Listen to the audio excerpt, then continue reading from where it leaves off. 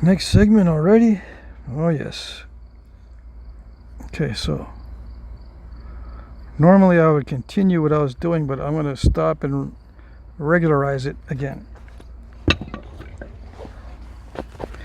Safer. I probably would, if I wasn't on video, I'd probably still be hammering on the tip here, trying to get rid of some of that steppiness. But I'm going to start the video off with the regularizing and the pressure flaking, just to get rid of the delicate areas and start shaping up the edge a little bit.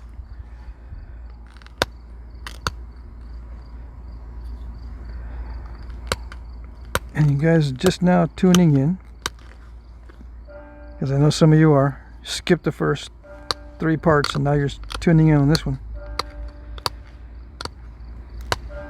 This is a wrought iron pressure flaker. Wrought iron. There's no advantage to wrought iron other than you can say that you've used it in wrought iron and you're cooler. Yeah. That's cool, man. Oh yes, I know. Using wrought iron. Yep, that's cool, man. I know. So you can be that way. You can do that. Otherwise, there's no real advantage over steel, mild steel. Now, there's advantage over hardened steel. You don't want to use hardened steel on this because slippery. It's very slippery. Unless you don't mind slippery.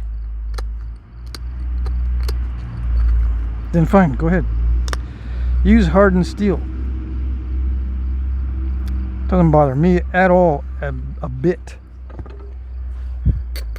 I'm not going to get all bent out of shape thinking to myself, you know, some of those guys out there are using hardened steel and it gets me angry. No. You can use hardened, soft, anything in between. I don't care.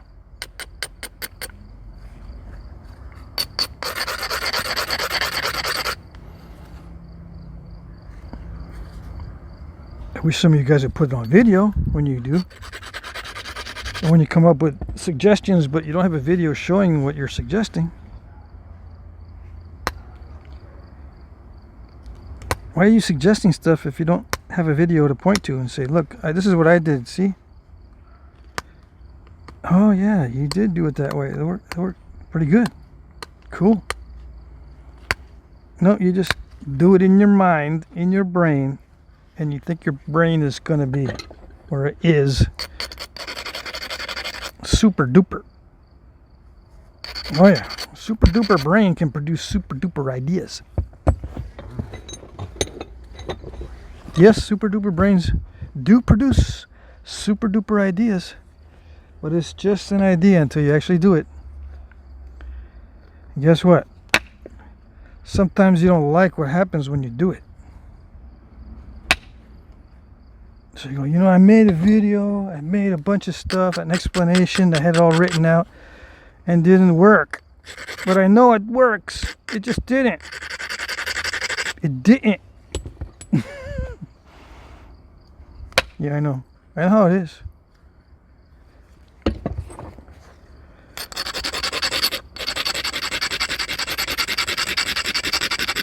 I know the struggles of people who have a strange relationship with reality. Oh yes.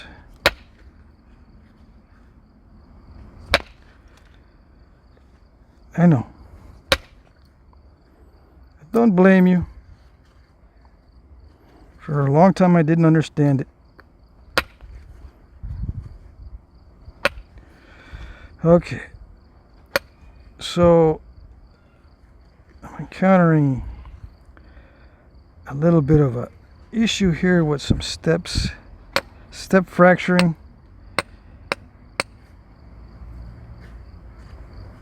But I'm going to try to work through it, and I'm going to do it randomly, and I probably won't explain everything. Just watch watch kind of where I attack this thing.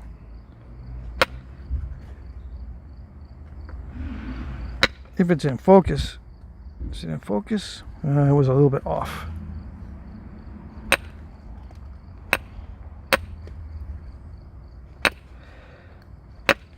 And yes, I'm regularizing it with indirect percussion instead of pressure. Because it can be done that way. It saves my hand from getting napper's cramp or tendonitis. It actually goes right down to my elbow. That strange nerve pain. Most of the time it's right up here. Yeah, right up on top, but it goes. I feel it in my elbow as well.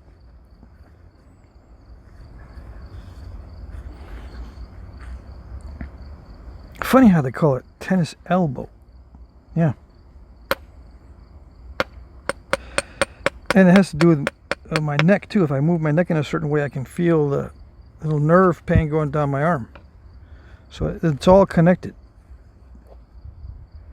It's just the way that I've been pressure flaking. If there's another way to do it, I'm going to find another way to do it. Okay. So I pop that little flake off right there. I guess I can zoom in for this. See if I can walk it down.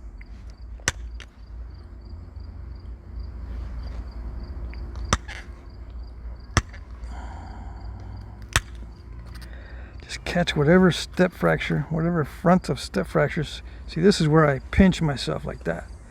I gotta watch it. I got little scars here, if you believe it or not.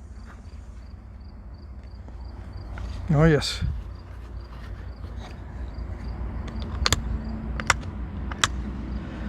Okay. Yeah, the scars are from when I pinch it real hard against a sharp edge and it cuts right through the pants. Yeah. Oh yes, it does happen. So I gotta hold it in a weird way. It gives me a little bit of a cramp there. Make sure I hold it in a weird way to be, pushed hard up against that leg this way. So it's not bouncing back or not doing something to facilitate that pinch. I know I make a big deal out of it, but man, it used to get me really ticked off. I hate pinching myself. Okay. Yeah, and if you get frustrated during the napping, it goes downhill fast. Oh yes. It goes south. I don't know where that expression came from, but the Flintknapping starts going south the more you get irritated. It goes further and further south.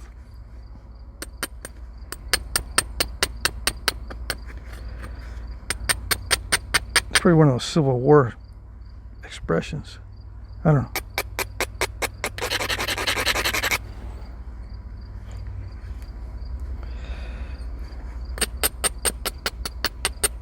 I was tempted to do some research on the Civil War, believe it or not, just a few days ago. I mean, I got enough to do to worry about that sort of things. I am interested in history and stuff, but I got to focus on Stone Ages. Stone Age stuff.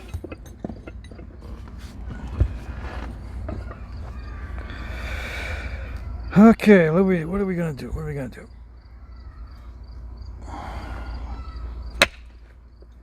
Take some chances and take some risks.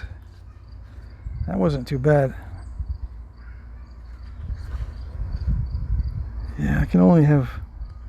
Statistically, I'm only allowed one of those strikes. The other strike, if I try another one right beside it to try to make it just as good, it's not going to work. Statistically. So I got to go to the other side. Or go somewhere else. Don't try two excellent flakes in a row. That's what I got to tell myself. Because whenever I do, the odds catch up to me. And I don't get it done.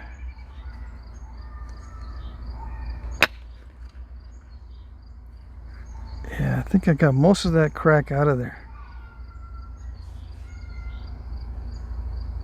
Most of it seems to be gone. All that's left is to do some more risky little bits here and there. Just a few more risks.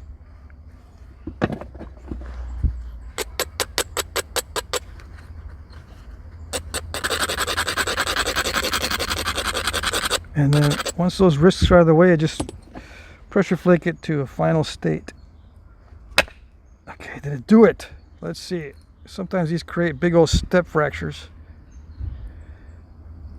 I think it did it. Did what I wanted. Yes, yeah, I did what I wanted. I'm even going to try to forget what was there, because I don't want to know what was there. How you like that? How you like them apples? Let's see, I better continue. 3 good flakes in a row. That's kind of rare. I don't want to push my luck. Yeah, I don't want to push my luck. That's good enough. I might have to hit 1 or 2 more spots, get rid of some of this stuff. But for the most part, that's pretty much done. Yeah, I don't want to mess with too much of it, because then it becomes worse. The more I mess,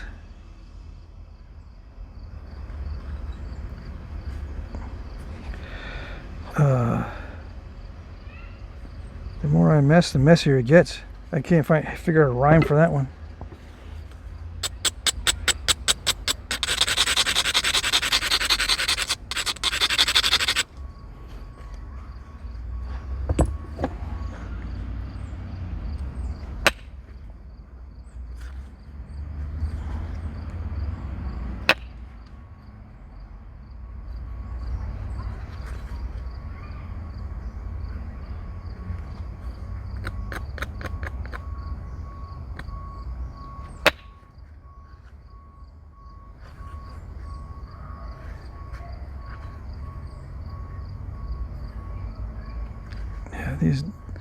Those areas bug me. They are bugging me. That one and that one. Those areas are bugging me. But I'm not going to do anything about those.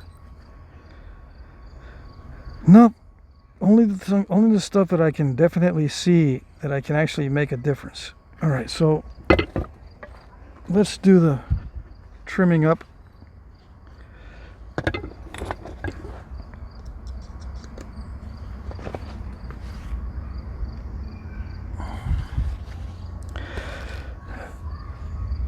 Yeah, I'm going to fix this slot, this notch, so that the blade doesn't look like it's tipped that way. It's going to straighten out by removing material from this side there. Or on the bottom of the notch, removing this material. You know, you can remove material from the top of this notch on this side, or the bottom of this notch on this side, or both. And that way it'll bring the blade this way, straighter. It doesn't need to go too far, but it doesn't. I do want it to be straighter. You can see it better there.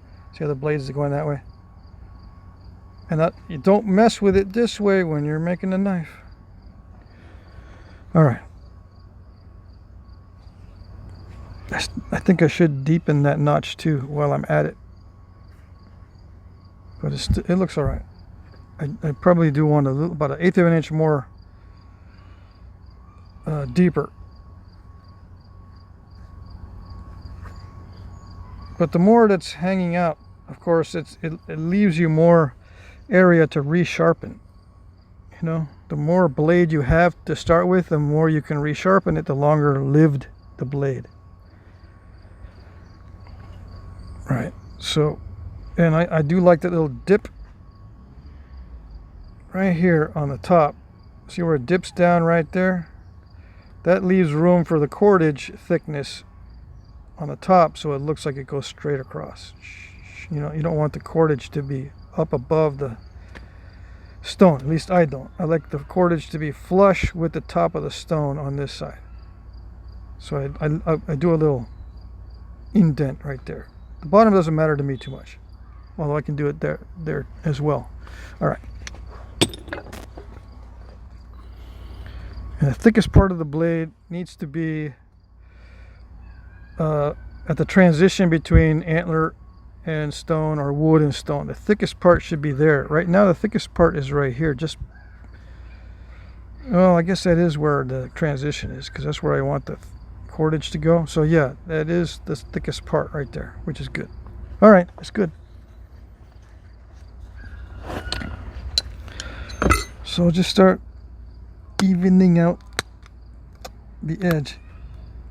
I'm probably going to grind this part so that it doesn't accidentally cut the cordage.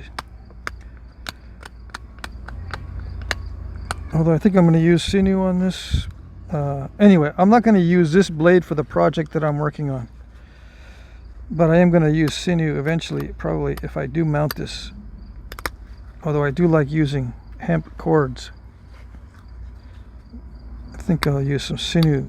I need to get into the habit of using sinew more and more, so I can make some realistic looking or authentic looking pieces. That's not to say that cordage was not used, because it was used. But sinew is so much easier. Yeah, because you're butchering anyway, it's right there. If you're eating meat every day, you got sinew sitting there every day.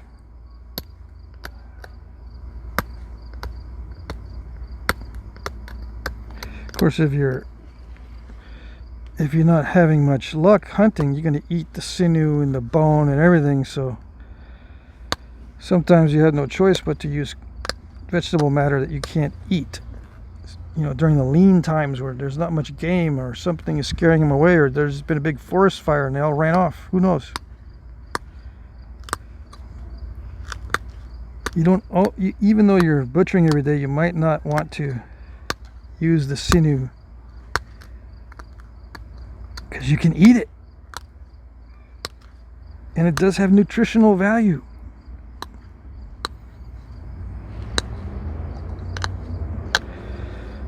Imagine that, you're using something to construct your weapons with that has nutritional value. You can actually eat it. So it's not something that you're going to use all the time. At least I don't think so. I don't think they use it all the time. Especially if you have children, you're going, hey Dad, did you eat part of our dinner? I mean, did you use part of our dinner on wrapping your knives? No. Yes. Yeah, but we're still hungry, and you used part of our dinner to heft your knife. What's up, dude? Look, we got like 40 trees that could be used. The inner bark can be used for that. Yeah, okay. Make me feel bad.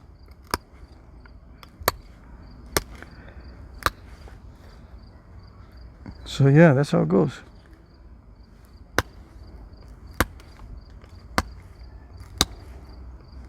That's how it goes. But you guys that don't have kids, that's a distant thought. You're thinking perfection. Thinking yeah, I'm going after the biggest beast that produces the best sinew. Oh yes. And you got little ones, little deer, little fawns running around. Hey. Got little does running around. Hey. You got some bucks with spikes and little antlers. Hey. I'm going to go after the biggest one, and I'm going to get the sinew off of that one, because I ain't got no kids. They don't matter to me, because I don't got any. Yeah, I know.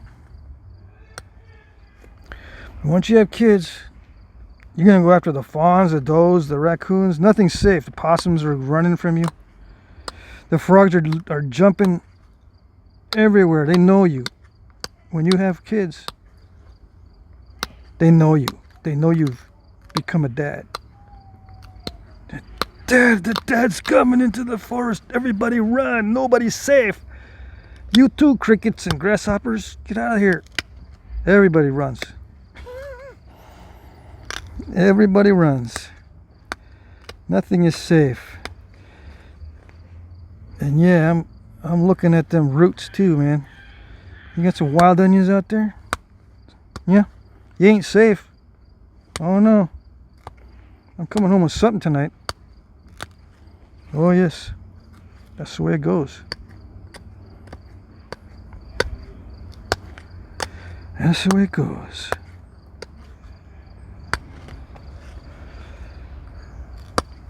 Yeah, those years are behind me now. Do I want to do only flint knapping for the rest of my life? No, not only. Although this, you know, I would like it to become a regular hobby. Just, you know, a normal hobby instead of a professional hobby. Although I do want to learn how to make money with it. It's just something that I like doing if it's not going to ruin my health, mentally or physically. And yeah, I can drive you nuts. Oh yes. Okay, here we go. Alright, so I'll make the antler notch a little bit deeper. And I gotta even out this top portion. Hold on. This is the part where I get really persnickety. This part right here. It's got to be perfect. It's got to be. Because I'm an artiste. I got to do it. I got to make it perfect in this area. The other areas, but this area right where I'm hafting it, I have this thing about hafting. Maybe that's why I'm into it so much. Into the thinking about hafting all the time. These stone objects are actually part of a system and not a thing unto themselves.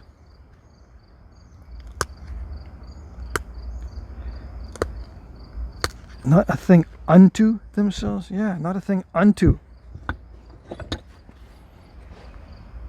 They're part of a system.